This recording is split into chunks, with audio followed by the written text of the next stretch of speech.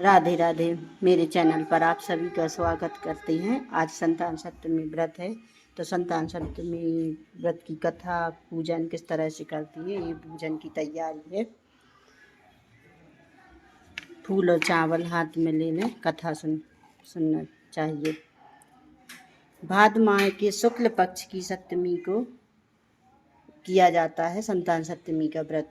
एक दिन महाराज युधिष्ठिर ने भगवान से कहा है कि प्रभु, कोई ऐसा उत्तम बताइए जिसके प्रभाव से मनुष्यों के सांसारिक दुख कलेश दूर होकर पुत्र एवं पौत्रवान हो। यह सुनकर भगवान बोले, हे राजन, तुमने बड़ा ही उत्तम प्रश्न किया है। मैं तुमको एक पौराणिक इतिहास सुनाता हूँ, ध्यानपूर्वक सुनो। एक समय श्री लोमश ऋषि ब्रजराज की मथुरापुरी में वासुदेव देवकी के घर गए।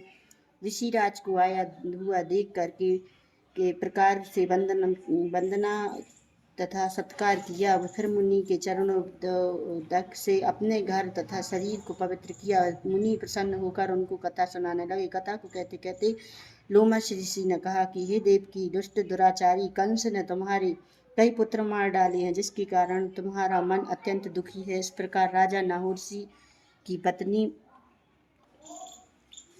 चंद्रमुखी भी दुखी रहा करती थी, किंतु उसने संतान सप्तमी का व्रत की विधि विधान सहित किया, जिसके प्रभाव से उसको संतान का सुख प्राप्त हुआ। यह सुनकर देवकी ने हाथ जोड़कर मुनि से कहा, हे ऋषिराज, कृपा करके रानी चंद्रमुखी का संपूर्ण वृत्तांत तथा इस व्रत का विधान विस्तार सहित मुझे बताइए, जिससे मैं भी इस दुख से छुटकारा पाऊं। लोमश ऋषि ने कहा, हे देवकी, अयोध्या के राजा नाहुर थे, उनकी पत्नी चंद्रमुखी अत्यंत सुंदरी थी। उसी नगर में विष्णुगुप्त नाम का एक ब्राह्मण रहता था। उसकी स्त्री नाम का में विष्णुगुप्त नाम का एक ब्राह्मण रहता था। उसकी नाम का चंद्र भद्रमुखी था। वह भी अत्यंत रूपवान सुंदरी थी। रानी और ब्राह्मणी में अत्यंत प्रेम था। एक दिन दोनों सरजू नदी में स्नान करके करने के निमित्त गई। वहां देखा कि अन्य बहुत सी स्त्रियां सरजू नदी में स्नान करके निर्मल वस्त्र पहनकर एक मंडप में श्री शंकर एवं पार्वती जी की मूर्ति स्थापित करके उनकी पूजा कर रही थी। रानी तथा ब्राह्मणी ने देखकर उन स्त्रियों से पूछा कि बहन, तुम किस देवता का और किस कारण यह पूजन व्रत आदि कर रही हो? यह सुन उन स्त्रियों ने कहा कि हम संतान सप्तमी का व्रत कर रही हैं और हमने शिव पार्वती का पूजन चंदन नक्षत्र आदि से षोडशोपचार विधि से किया है। यह सब इसी पुनीत व्रत का विधान है। यह सुनकर रानी तथा ब्राह्मणी ने भी इस व्रत की करने का मन ही मन संकल्प लिया और घर वापस लौट आई। ब्राह्मणी भद्रमुखी तो इस व्रत को नियम पूर्वक करती रही, और किंतु रानी राजमत के कारण इस व्रत को कभी करती और कभी भूल जाती।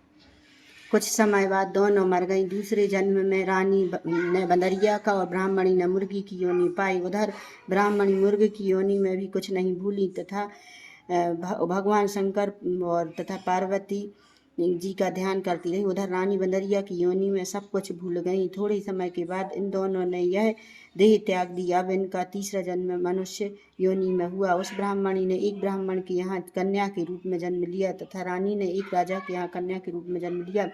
उस ब्राह्मणी कन्या का नाम भूषण देवी रखा गया तथा विवाह योग्य होने पर उसका विवाह गोकुल निवासी अग्नि झील नामक ब्राह्मण से कर दिया। भूषण देवी इतनी सुंदर थी कि वह आभूषण रहित होते हुए भी अत्यंत सुंदर लगती थी कि कामदेव की पत्नी रति भी उसके सम्मुख ला जाती थी। भूषण देवी ने के अत्यंत सुंदर सर्व गुण संपन्न चंद्रमा के समान धर्म वीर कर्मनिष्ठ सुशील स्वभाव वाले 8 पुत्र हुए। यह शिव के व्रत का पुनीत फल था।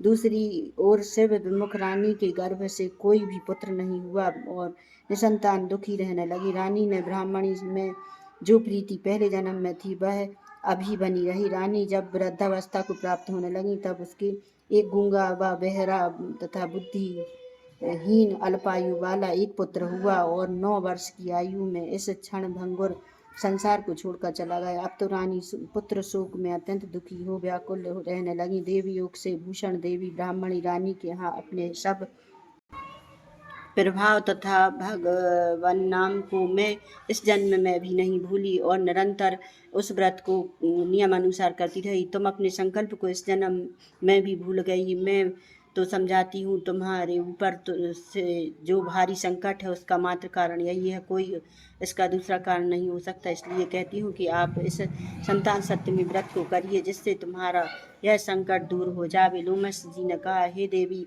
भूषण ब्राह्मणी के मुख से अपने पूर्व जन्म की कथा तथा व्रत संकल्प इत्यादि सुनकर रानी को पुरानी बातें याद आ गईं और पश्चाताप करने लगी। तब रानी भूषण ब्राह्मणी के चरणों में पड़ क्षमा मांगने लगी और भगवान शंकर पार्वती की अपार महिमा के गीत गाने लगी। उसी दिन से रानी नियम अनुसार संतान सप्तमी का व्रत किया, जिसके प्रभाव से रानी को संतान सुख मिला तथा संपूर्ण सुख भोग कर रानी शिवलोक को गई। भगवान शंकर के व्रत का ऐसा प्रभाव है कि पथभ्रष्ट मनुष्य भी अपने पथ पर अग्रसर हो जाता है और अंत में ऐश्वर्य भोग कर मोक्ष पाता है। लोमश ऋषि ने फिर कहा, हे देवकी मनुष्य, इसलिए मैं तुमसे भी कहता हूँ कि तुम इस व्रत को करने से दृढ़ संकल्प अपने मन में करो तो तुमको भी संतान सुख प्राप्त होगा। इतनी कथा सुनकर देवकी हाथ जोड़कर लोमश ऋषि से पूछने लगा, हे ऋषिराज, मैं इस पुनीत व्रत को अवश्य करूँगी, किंतु आप इस कल्याणकारी एवं संतान सुख देने वाले व्रत का विधान नियम पूर्वक विस्तार से समझाइए। यह सुनकर ऋषि बोले, हे देवकी, यह पुनीत व्रत भादो महीने की शुक्ल पक्ष की सप्तमी के दिन किया जाता है। उस दिन ब्रह्म मुहूर्त में उठकर किसी नदी अथवा कुएं के पवित्र जल में स्नान करके निर्मल वस्त्र पहनना चाहिए। फिर श्री शंकर भगवान तथा जगदम्बा पार्वती की मूर्ति स्थापना करें। इन प्रतिमाओं के सम्मुख सोने चांदी के तारों तथा रेशमी एक गंडा बनावे। इस गंडे में 7 गांठ लगाने चाहिए। इस गंडे की धूप दीप अष्टगंध से पूजा करके अपने हाथ में बांधे और भगवान शंकर से अपनी कामना सफल होने की शुद्धि भाव से प्रार्थना करें। निरंतर 7 पुआ बनाकर भगवान को भोग लगावें और साथ ही पुआ एक यथाशक्ति सोने चांदी की एक अंगूठी बनाकर इन सबको एक तांबे के पात्र में रखकर और उनका षोडशोपचार विधि से पूजन करके किसी सदाचार धर्मनिष्ठ कर्मनिष्ठ सत्य पात्र ब्राह्मण को दान में देवें। उसके पश्चात 7 पुआ स्वयं प्रसाद में ग्रहण करें। इस प्रकार